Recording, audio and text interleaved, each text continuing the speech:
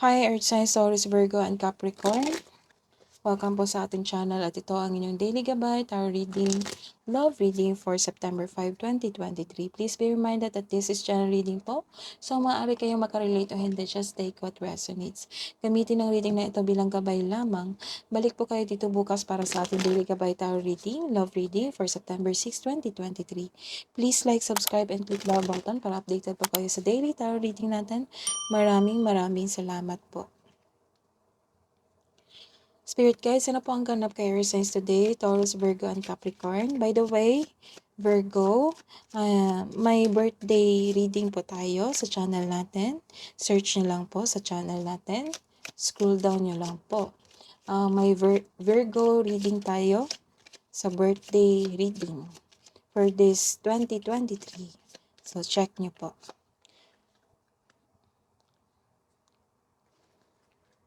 May traitor kayo na kakilala, traitor na kaibigan. Plastic siya sa inyo. So, mag-ingat sa taong ito kasi you are being charmed. Or ginagamit ka lang niya para for his own benefit. Nag-take advantage siya sa iyo. Itong taong ito is a narcissist. So, put boundaries. Huwag mong hayaan na abusuhin ka niya.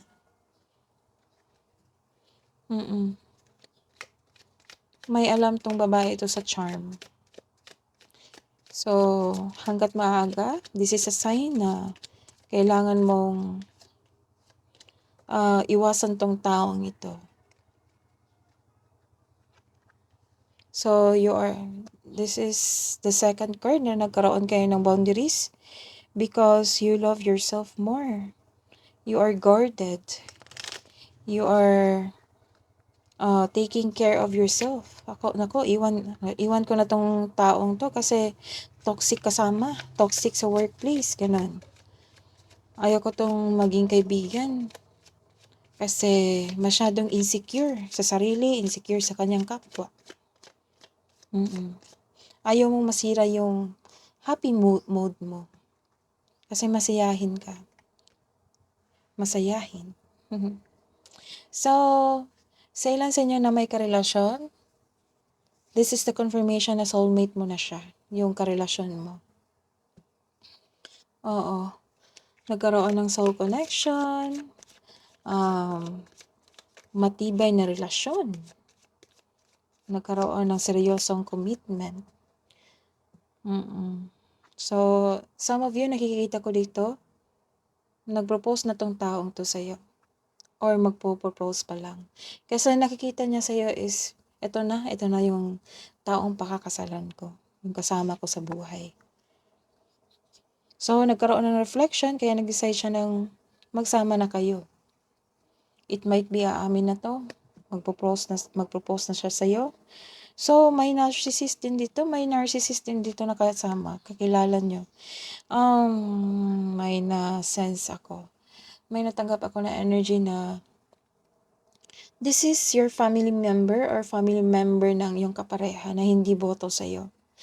Naging narcissist, naging one-sided siya. Isang balakid to sa inyong pagsasama. Na feel ko yung energy niya, energy mo. Baka only child tong partner mo or ikaw, only child. Kaya nahihirapan silang tanggapin na iisang bubong na kayo. May tao talagang na kapag may new cycle sa buhay, mahirapan magtanggap. Kasi hindi sila handa. Hindi sila handa sa mga pangyayari na changes sa kanilang life. Oo. Siguro masyadong mahal nila. Mahal kayo ng kapamilya mo, mahal sila mahal ang partner mo. Mahal nila yung partner mo kasi only ganun. So may pagwawakas. This is the confirmation na may pagwawakas na pangyayari. This is your decision na second card decision na layuan mo tong taong 'to. Kasi, hindi kasi healthy ang surroundings mo 'pag meron siya, 'pag nandiyan siya. Opo. So, masakit pala, nasaktan ka sa kanyang ginawa. Nasaktan ka kasi masakit 'tong magsalita. So, don't you worry, nagkaroon na ng ending sa cycle na ito, sa isang sitwasyon na magkaroon ng bagong new cycles because you are decided to take care of yourself. That is a matured step na pakawalan tong taong to dahil toxic na sa inyong buhay. Naglaylo ka. Pero some of you, iniwan nyo talaga. Iniwasan nyo tong taong to.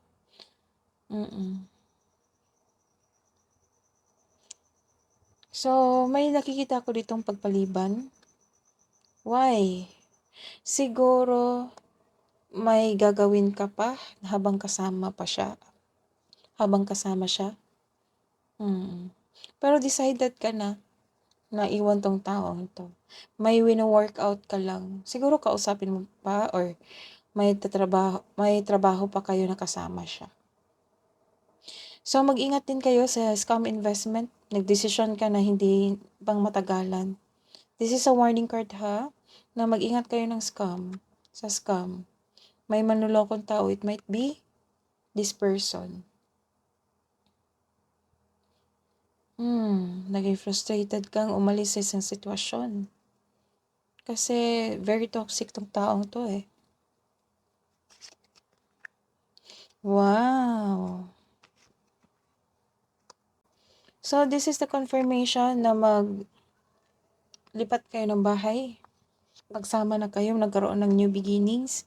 Abundance sa buhay kaperahan, buhay pag-ibig. Yes! Wow! Yung partner mo is masyadong masipag. Nag-hard work siya sa kanyang trabaho kasi gusto niyang kumita palalo para sa inyong future. Para sa inyong future. May sasabihin ako. It might be anong tawag nito? Hindi boto sa'yo is yung mother niya or tita niya. Basta, image ito ng isang babae na matured na.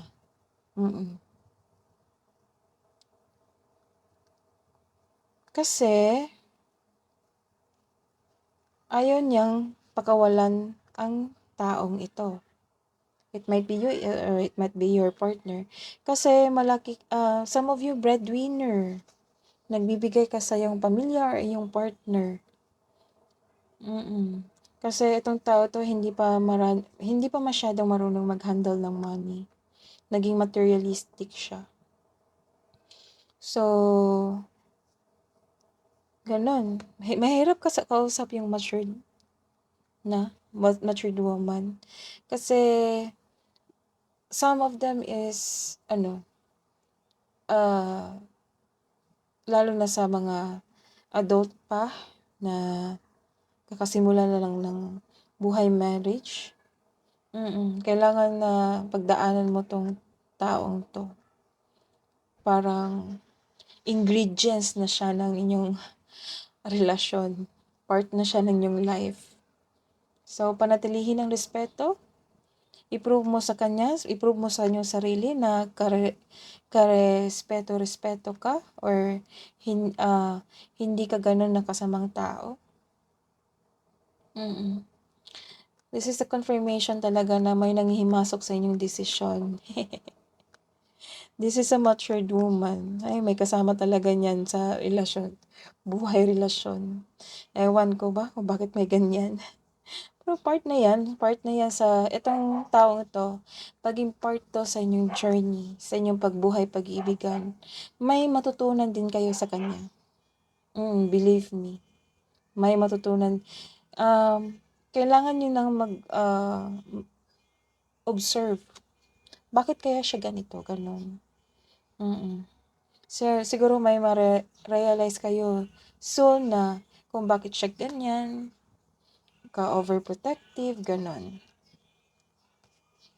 So, what's the advice po para sa mga single na walang? So, what's the advice po para sa mga single na walang relasyon pa since birth? Let go of control and relax into flow. So, be calm, relax, open your mind, connect to your intuition, gano'n. So, what's the love advice pa po para sa mga single? Pasensya na po sa ingay, naabutan na po ako ng umaga. Sobrang ingay na po, may mga tindera na dumaan, mga food delivery. Pasensya na po talaga. You're healing. Healthy choices, healing. So, nagkaroon talaga ng desisyon na lumayo kayo. Pero not now pa, nagpaliban kayo kasi may gagawin pa kayo ng taong ito. Feel your relationship being healed this very moment. So, what's the decision po? Advice po para sa mga couple. When you pass from this world, you take nothing with you but your soul and the memories you have shared with those you love. May advice po ako. Panatilihin niyo ang respeto sa taong ito para mag-isip siya. Someday, mag-iisip siya, bakit ang sama-sama ng turing ko sa kanya? Hindi maganda ang turing ko sa kanya. Bakit ganun? Mabait pa rin siya. Ganun ba? Ganun yung realization na. So, makikita niyo yung tunay na pagkatao mo na mabait ka, na approachable ka. So, wag lang mag-release ng masamang words towards her. Kasi, part ito ng family mo, part ito ng family ng partner nyo, pamilya nyo na siya. Ituring mo siya ng ahead sa iyo. So, panatilihin ang respeto po. That is your reading today, Earth Signs. Balik po kayo dito bukas sa September 6 love reading. Please like, subscribe, and click bell button for notification para po updated kayo sa daily tarot reading natin. Maraming salamat po.